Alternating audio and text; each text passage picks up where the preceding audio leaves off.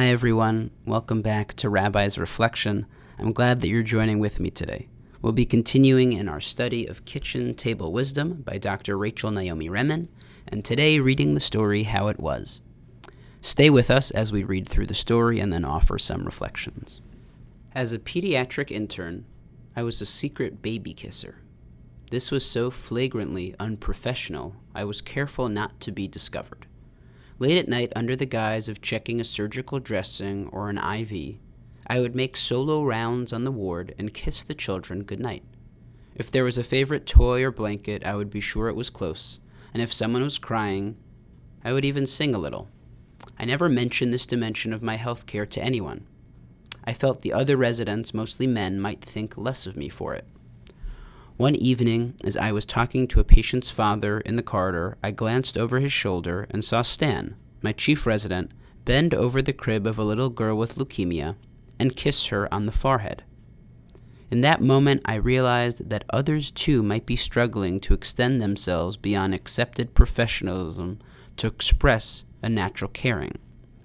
Perhaps there was a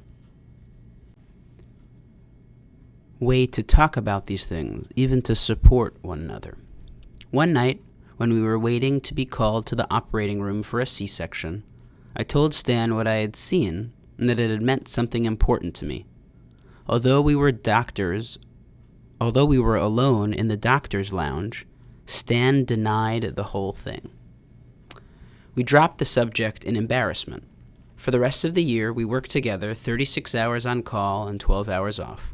We became trusted colleagues, good friends, and even occasional drinking buddies, but we never mentioned the incident again. Stan's integrity was almost legendary. He would never have fudged a piece of lab data or said he had read an article when he hadn't. But he would have had to step past our entire professional image and training to admit his heartfelt reaction to that little girl. It was impossible then. It is barely possible now. Expressing caring directly rather than through a willingness to work a 36-hour day or spend long evenings keeping up with the medical literature and the newest treatments transgresses a strong professional code. It was just not professional behavior. I stopped kissing the babies then. It did not seem worth the risk. In some ways, a medical training is like a disease.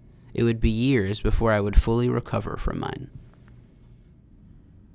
Dr. Remen in this story helps us explore what it means to show our intimacy, what it means to show that we care, and that someone else matters to us in a professional context.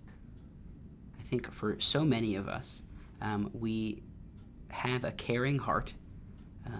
We want to show our love, but in professional contexts, we hold back because we think, believe, or even just know that it's inappropriate. I think from the time that Dr. Remen wrote the story a couple of decades ago, even to today, things have gotten, people have become even more aware of the ways that touch and physical expressions of intimacy between someone in power and someone in less power it's become more exacerbated. We're aware of the fact that it's more problematic.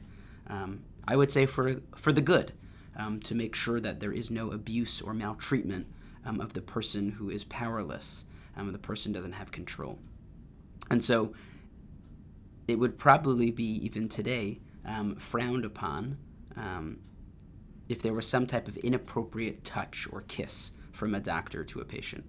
But I can imagine a world in which that is appropriate, with given the right kind of agreements or relationship that's set up. If the person in power asks for permission, if we know that the person receiving it is willingly saying okay, then I think that can be appropriate. And I think it's probably important, as Dr. Remen says, because there's a natural caring to us, and because we want to express our caring directly. I think it's so poignant how she contrasts the kiss or the affection that she would show for a little child Contrast that with the 36-hour shift that she'll work, or the journal articles from, medical journal articles that she'll read, and which are also expression of her love and care, but are done so in an appropriate professional way. And so I think it really challenges us, especially in this day and age, to think about what are the ways that we can express our love and our care. She ends the story really powerfully by saying that her medical training is like a disease, that it's kept her from being able to show the intimacy and the caring that she wants to show to her patients. And I think that's true probably for all of us, depending on whatever context we're in, whatever training, whatever world view or way of being in the world we've learned, whether actively or just passively, that touch or physical intimacy is something that we should shy away from. And so again, I think that's a good thing that we should shy away from, and that we shouldn't just feel free to do it all the time, but that we should have certain checks and boundaries in place. But I wonder in what ways can it happen, and in what ways can it be appropriate, and in that way really showing one's love and one affection and caring between one person and another. So I hope you have a good day. I hope you have a good week, and I look forward to seeing you soon.